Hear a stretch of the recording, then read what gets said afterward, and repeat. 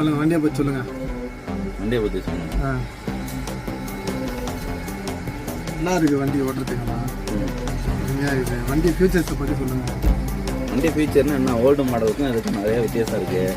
வண்டி CNG 2.0. CNG 2.0 latest model. இது வந்து என்னன்னா கார் ஸ்டைலில் கொடுத்துருக்காங்க வண்டியை. வண்டி வந்து ஃபீச்சர்ஸ் நல்லா இருக்கும். வண்டி பாருங்க, நல்லா சூப்பராக இருக்கு.